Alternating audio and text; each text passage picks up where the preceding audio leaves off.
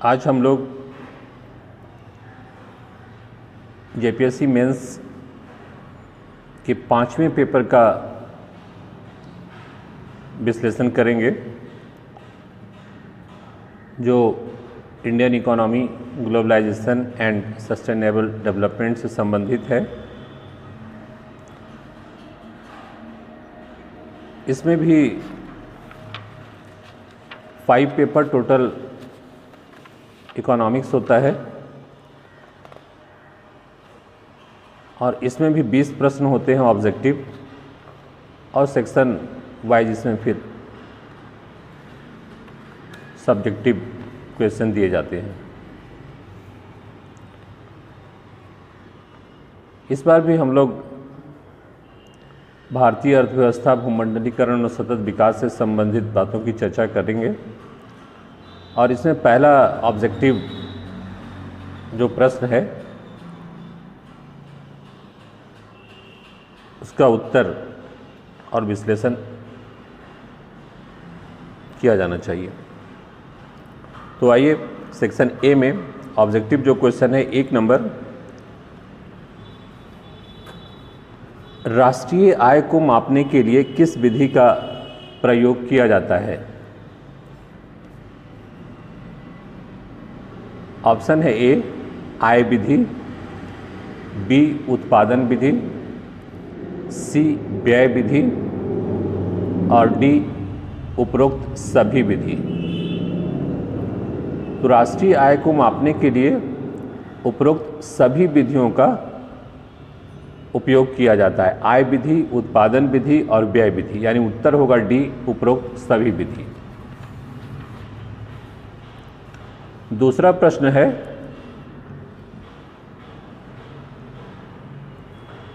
यह भारत की राष्ट्रीय नीति के लक्ष्यों के अंतर्गत नहीं आता है। ए 2015 तक कुल प्रजनन दर को प्रतिस्थापन स्तर तक लाने के लिए, बी शिशु मृत्यु दर को प्रति 1000 जीवित बच्चों पर 30 तक कम करना है, सी मातृ मृत्यु दर को 1000 प्रति 1 लाख जीवित जन्मों तक कम करना है, डी जन्म, मृत्यु, विवाह और गर्भधारण का 100% पंजीकरण कराना है। इसका उत्तर जो होगा वो होगा डी। भारत की राष्ट्रीय नीति के लक्ष्यों के अंतर्गत नहीं आता है, तो डी जो है वो नहीं आता है, जन्म, मृत्यु, विवाह और गर्भधारण का 100% पंजीकृत कराना। फिर आइए 3 नंबर, हरित क्रांति से संबंधित सही कथनों का चयन कीजिए। 1 नंबर, आधुनिक उपकरणों और तकनीकों को शामिल करके कृषि उत्पादन बढ़ाना।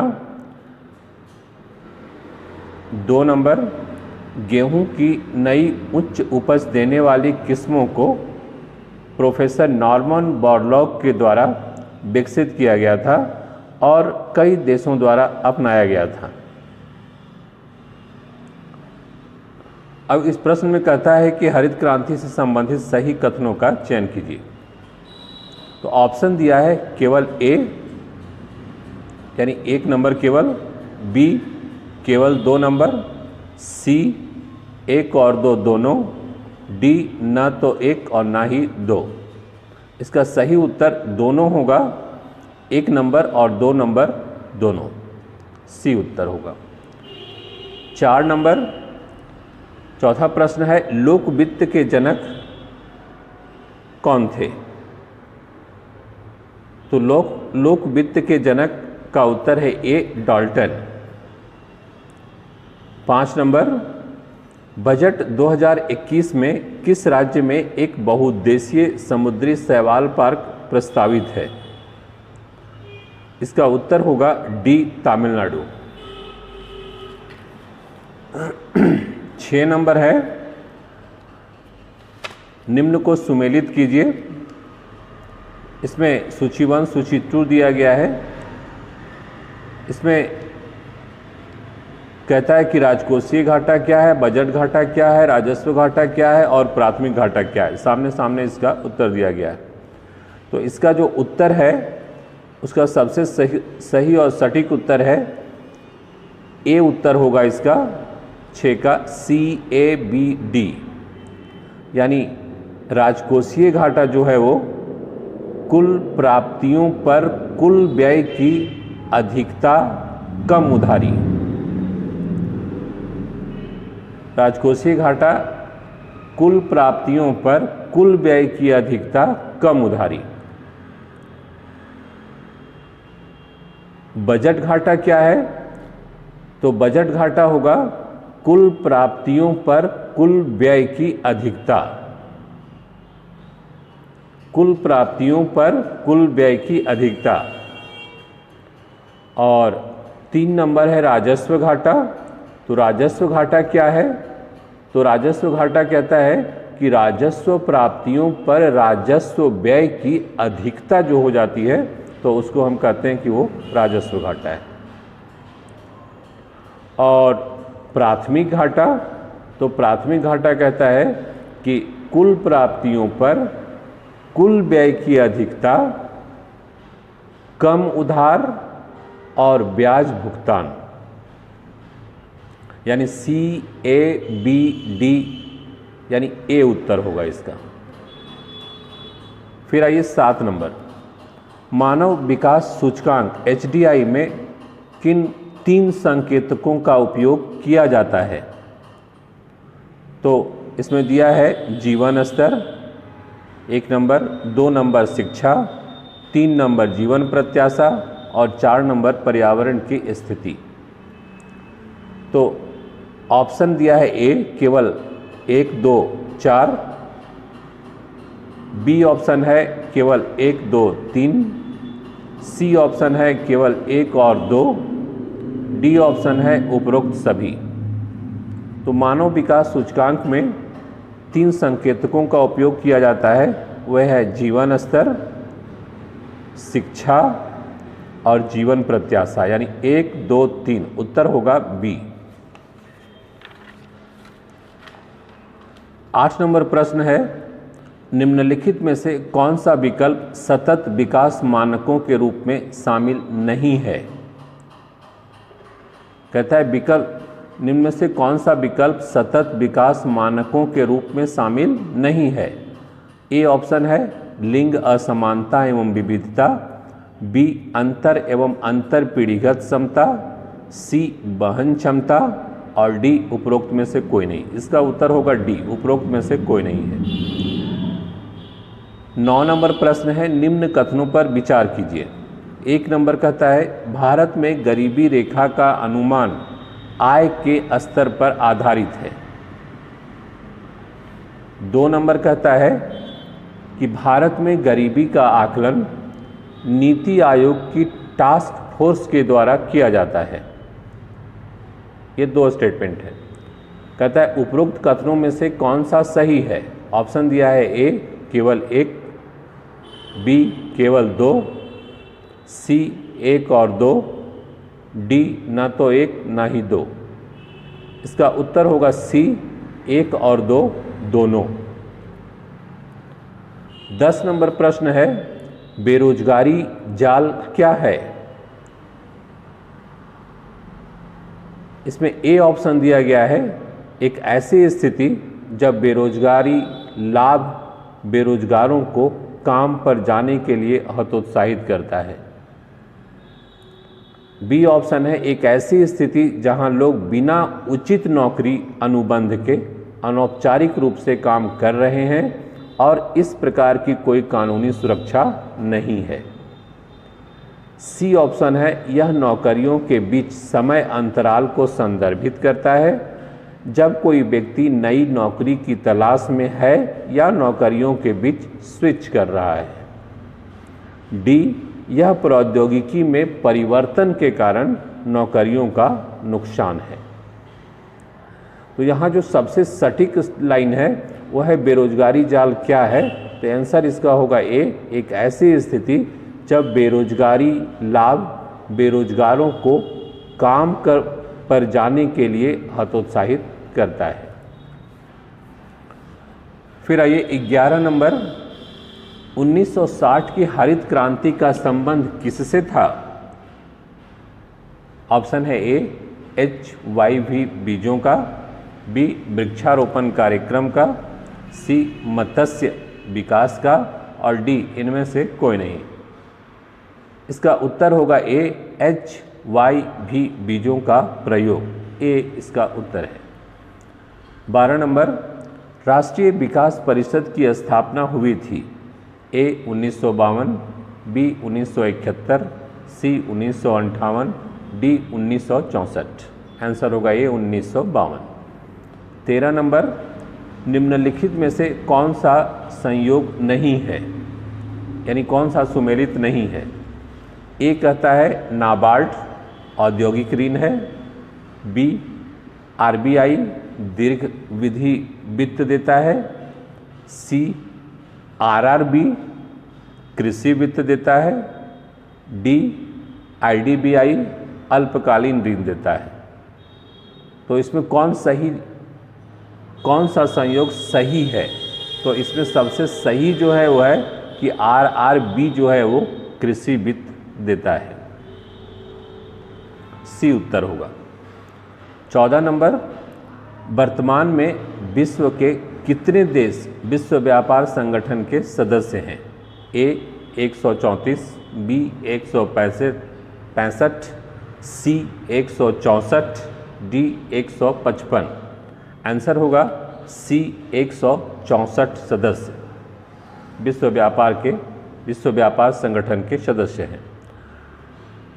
15 नंबर क्वेश्चन है, शेयर बाजार के संबंध में किस वैधानिक निकाय के पास शक्ति है?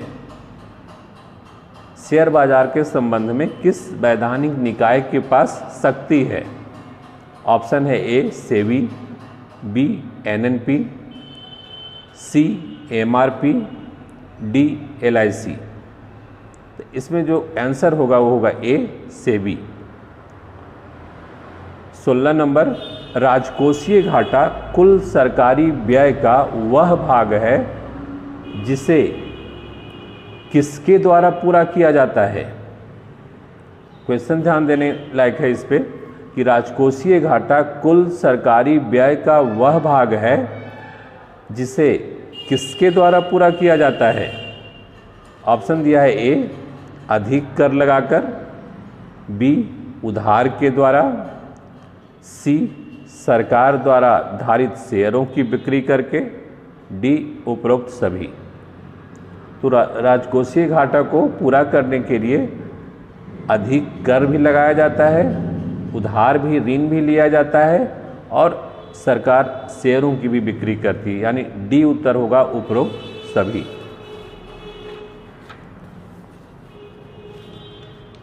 सत्रह नंबर प्रश्न है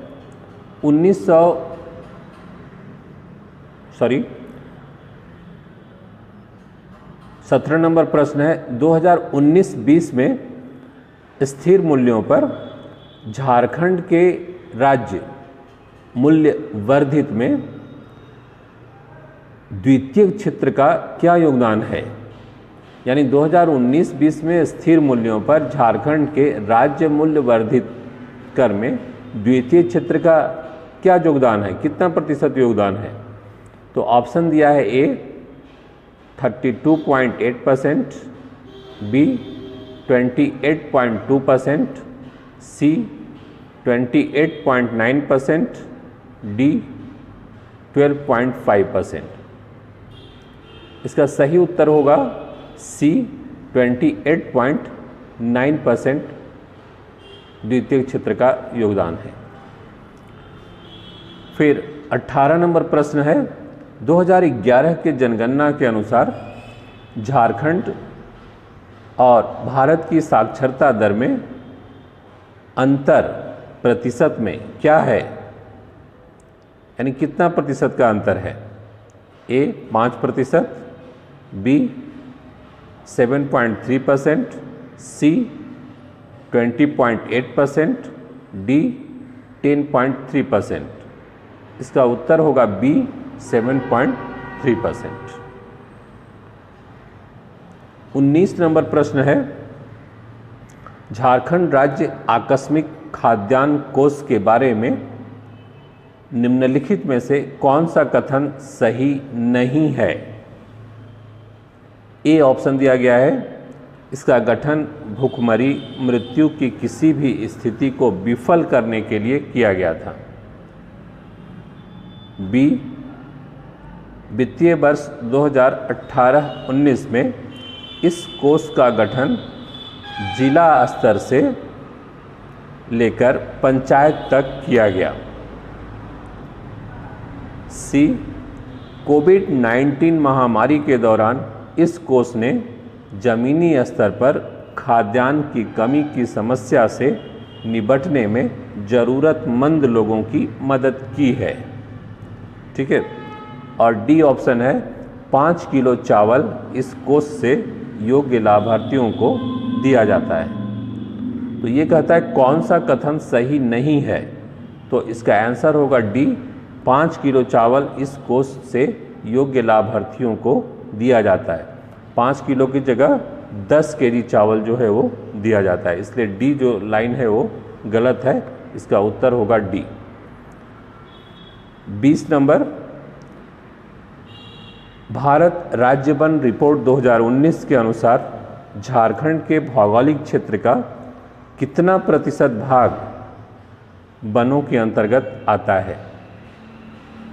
ए 30.52%, बी 29.12%, सी 29.62% और डी 28.98%। इसका उत्तर सही उत्तर है सी 29.62%। ये ऑब्जेक्टिव प्रश्न के उत्तर हुए। अब सेक्शन बी जो इसमें बताया गया है, इसमें आपका प्रश्नों का जवाब देना है, थ्योरेटिकल प्रश्नों का जवाब आपको देना है।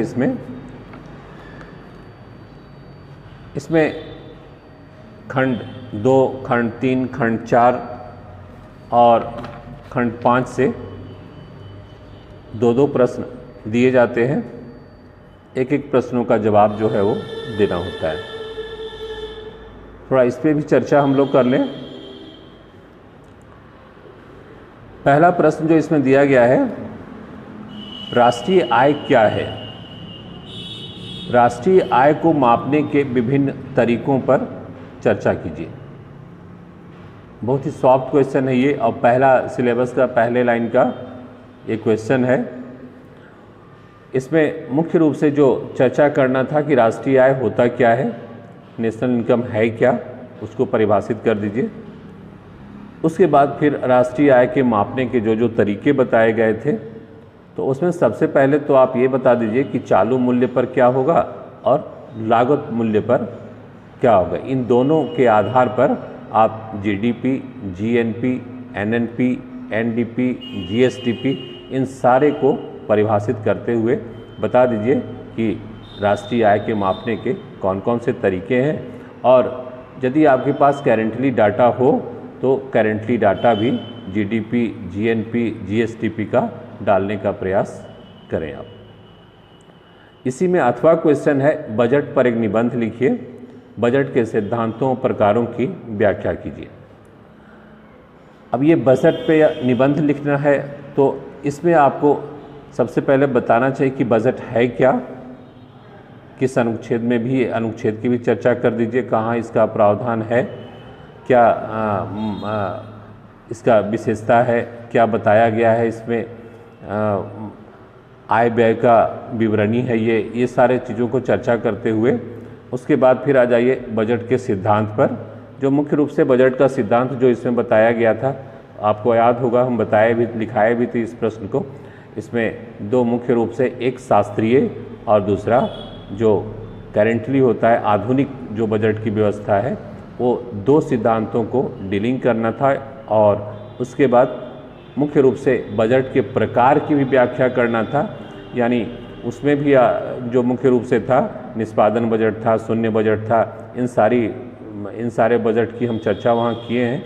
ये स्टेप बाय स्टेप तीनों स्टेप का जवाब आपको पूर्णतः देना था। इसमें बजट पे बताना था, बजट है क्या वो बताना था, उसके बाद इसके सिद्धांत, शास्त्रीय और जो आधुनिक सिद्धांत थे उस पर चर्चा करना था, और फिर लास्ट में जो प्रकार पूछ रहा है तो आपके सिलेबस में भी ये शून्य आधारित बजट और निष्पादन बजट की चर्चा की गई है।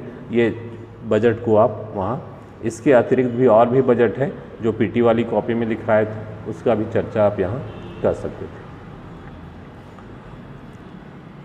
खंड 3 में जो है दूसरा प्रश्न, इसमें कहा गया है कि सतत विकास अभिव्यक्ति की उत्पत्ति क्या है, यानी सस्टेनेबल डेवलपमेंट के विषय में पूछा है ये कि सतत विकास अभिव्यक्ति की उत्पत्ति क्या है, ये कैसे होता है, यह पर्यावरण की सुरक्षा से कैसे जुड़ा है, इस कथन की व्याख्या करें। राज्यों की हरित जीडीपी का मापन केंद्र शुरू करेगा। इसमें देखिए सबसे पहली बात बहुत ही कॉन्सेप्चुअल, बहुत बढ़िया प्रश्न है ये। इस पे सतत विकास के विषय में सस्टेनेबल डेवलपमेंट की स्थिति बताना था, उसमें भी बताए थे, उसमें भी परिभाषा दिए थे, उसका चर्चा करना है कि सतत विकास है क्या, ये कैसे कहाँ से आया, ये किस किस बैठक के थ्रू होकर के ये आया है। उसके बाद इसको पर्यावरण से जोड़ना था, तो इसमें 5 आयाम जो हम लिखाए थे सस्टेनेबल डेवलपमेंट का वो बताना था, उसका चर्चा करना था, और विश्व बैंक का जो वो इसका जो बताया हुआ था 12 जो पॉइंट्स था उसमें, उसकी चर्चा करना था। और फिर ये बताना था कि राज्यों को भी, या इसके जो हरित जीडीपी है, पहले तो यहाँ हरित जीडीपी की चर्चा करना है, उसके बाद राज्यों को भी हरित जीडीपी के तरह ही कार्य करना चाहिए। उनको भी जो उनके यहाँ उत्पादन हो रहा है या वो जो कार्य कर रहे हैं उसमें उनको हरित जीडीपी को ध्यान में रख कर के ही करना है। 2018 में इसकी सेंट्रल गवर्नमेंट इस पर चर्चा की थी वो कि राज्यों को भी ये सतत विकास के क्षेत्र में कार्य करना चाहिए और वहाँ पर्यावरण को संरक्षित करते हुए और अपने खान खदान आदि से संबंधित वर्क जो है उस पर वर्क करना चाहिए। तो यहाँ 3 स्टेप मेनली बताना था कि सतत विकास है क्या, सतत विकास को पर्यावरण से जोड़ना था, तो वहाँ जो आयाम लिखाए थे उस आयाम को लिखना था, और 12 गोल्स जो थे उसकी चर्चा करना था। उसके बाद ये यहाँ थोड़ा सा तीसरा जो इसमें टेल जोड़ा हुआ है, तो इसमें यहाँ बताना था कि हरित जीडीपी क्या है, और हरित जीडीपी को बता करके और उसके बाद बताना था कि राज्यों को भी इस तरह से कार्य करना चाहिए ताकि पर्यावरण सुरक्षित रह सके। इसके बाद अथवा में इसी का क्वेश्चन है, भारतीय पंचवर्षीय योजना पर एक नोट लिख दीजिए। ये ट्रेडिशनल क्वेश्चन है। भारतीय पंचवर्षीय योजना पर शुरू से एकदम चलना था, योजना आयोग से लेकर के चलना था, और उस पर जितनी भी योजनाएं बनी प्रथम द्वितीय से लेकर के टोटल अंत तक के नीति आयोग तक पूरा उसका पंचवर्षीय योजना प्लस नीति आयोग का वर्णन इसमें करना था। इसमें कुछ करना था नहीं, ये ट्रेडिशनल मोटा मोटी प्रश्न है ये। फिर 3 नंबर जो क्वेश्चन था वो था भारतीय अर्थव्यवस्था में वैश्वीकरण के प्रभाव पर एक सीधा अवलोकन करें, यानी ओवरव्यू बताइए ग्लोबलाइजेशन इन इंडियन इकोनॉमी। भारतीय अर्थव्यवस्था में वैश्वीकरण के प्रभाव पर ये पूछ रहा है, तो सबसे पहले आपको आर्थिक सुधार की चर्चा करनी चाहिए। आर्थिक सुधार है क्या, कब आया, और आर्थिक सुधार के तहत एलपीजी की चर्चा करना है, और एलपीजी के तहत फिर वैश्वीकरण पे आना है, और वैश्वीकरण पर फिर हमें इसका पॉजिटिव और नेगेटिव दोनों प्रभाव का वर्णन करना था।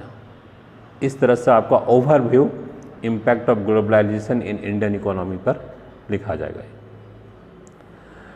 इसके अलावा इसमें अथवा में प्रश्न दिया था कि हाल ही में भारत में किए गए कृषि सुधारों की व्याख्या करिए। ये 4 सेक्शन का क्वेश्चन है, तो ये इकोनॉमी को ध्यान में रखते हुए अर्थव्यवस्था के आधार पर इसमें चर्चा करना था कि कृषि क्षेत्र में सुधार कैसे हुआ है हाल ही में भारत में किए गए कृषि क्षेत्रों के सुधार की व्याख्या कीजिए, यानी एग्रीकल्चर सेक्टर में क्या रिफॉर्म किए गए हैं। तो हम थोड़ा बैक जाएंगे, वहाँ थोड़ा सा 1960 के आसपास हरित क्रांति के स्थिति को बताएंगे और वहाँ से फिर आगे बढ़ेंगे तो फिर जो वैश्वीकरण का दौर आया, आर्थिक सुधार का दौर आया, तो आर्थिक सुधार के दौर के उस काल में, यानी इस काल में जो ये जो उदारीकरण, निजीकरण, वैश्वीकरण का दौर चल रहा था, उस समय भी कृषि में आमूलचूल परिवर्तन किए गए। उस समय भी काफ़ी सुधार किया गया। उन बातों को लिखना था, क्या क्या उस समय सुधार हुआ और वो किस तरह से सुधार हुआ। और फिर ये भी बताना था कि हाल में जो गवर्नमेंट ये 3 एक्ट संसद में लाई थी, जिसको पास की थी, वो भी एक कृषि सुधार का ही पार्ट था, लेकिन किसानों के आंदोलन के कारण वो तीनों जो बिल था वापस सेंट्रल गवर्नमेंट ले ली। तो ये यहाँ तक ला करके इसको छोड़ना था। तो वो कृषि क्षेत्र के सुधार की पूरी तरह से, और एक आप दंड चार्ट के माध्यम से आप 1955-60 के स्थिति का, कृषि का स्थिति, फिर 1991-92 के बाद जो सुधार हुआ, उसके बाद कृषि का जो स्थिति बना सो, जो उसका रेट हुआ सो, और फिर हाल के कृषि का जो रेट है वो आप दंड चार्ट बना करके आप उसको आप वहाँ दिखा सकते थे। अगला क्वेश्चन जो है खंड 5 से है, झारखंड सरकार के सार्वजनिक उधार के स्रोत क्या हैं? झारखंड के लिए ऋण स्थिरता संकेतकों में हाल के रुझानों पर चर्चा करें। अब ये प्रश्न जो है वो सही ढंग से कहिए तो ये झारखंड का टॉपिक से नहीं है, लेकिन चाहे झारखंड का हो या सेंट्रल गवर्नमेंट का हो, सार्वजनिक उधार से संबंधित जो प्रश्न है ये इस पे चर्चा किया जा सकता है, क्योंकि झारखंड सरकार के सार्वजनिक उधार के स्रोत जो हैं वो चाहे भारत सरकार का हो या किसी स्टेट गवर्नमेंट की हो, इसमें विभिन्न संस्थाएं जो होती हैं वो जो है वो उधार की मुख्य स्रोत होती है। वो सार्वजनिक उधार का जो मुख्य माध्यम है जिससे लिया जा सकता है वो मुख्य रूप से बहुत सारी संस्थाएं हैं। बैंकिंग सेक्टर है, मार्केटिंग सेक्टर है, संस्थाओं में विश्व बैंक है। विश्व बैंक से हम डायरेक्ट स्टेट गवर्नमेंट नहीं लेती है, सेंट्रल गवर्नमेंट के माध्यम से ही लेती है, लेकिन ये भी संस्थाएं हैं, या अंतर्राष्ट्रीय मुद्रा कोष है, उससे भी जो है हम इस पे ये जो सार्वजनिक उधार का है वो हम पब्लिक बोरोइंग जो है उसको हम ले सकते हैं। इसका वर्णन हम यहाँ दिखा सकते थे। और झारखंड के लिए ऋण स्थिरता संकेतकों में हाल के रुझानों पर चर्चा करिए। तो ऋण स्थिरता संकेतकों में हाल का कोई रुझान इसका उस तरह का नहीं रहा है, डाउनवर्ड ही रहा है, ये दिखाया भी नहीं गया है। ये मुख्य रूप से आपको इसमें विभिन्न संस्थाएं, इसके अलावे मार्केटिंग सेक्टर, इसके अलावे बैंकिंग सेक्टर, इसके अलावे पब्लिक सेक्टर, या कुछ राज्य सरकारें या सेंट्रल गवर्नमेंट खुद भी स्थिति क्रिएट करती है जिससे कि वो सार्वजनिक उधार लेती है और कार्य करती है। ये बताना था, इसमें अलग अलग सबका वर्णन करना था इसमें। इसी तरह से अथवा में जो एक क्वेश्चन दिया है, विकास संबंधी चिंताओं को दूर करने के मार्ग में झारखंड के सामने आने वाली प्रमुख चुनौतियों की संक्षेप में चर्चा करें। झारखंड का ये जो ग्रुप 5 है, इससे ये बहुत ही सॉफ्ट क्वेश्चन है ये, यानी कुल मोटा मोटी ये कह दिया कि झारखंड के विकास में कौन कौन सी समस्याएं हैं, लेकिन यहाँ ध्यान रखना था कि इकोनॉमिक बेस को लेते हुए, और ये बताना था कि झारखंड के आर्थिक विकास में कौन कौन सी चुनौतियां हैं, ये हमको यहाँ बताना था। तो झारखंड में जितनी भी समस्याएं हैं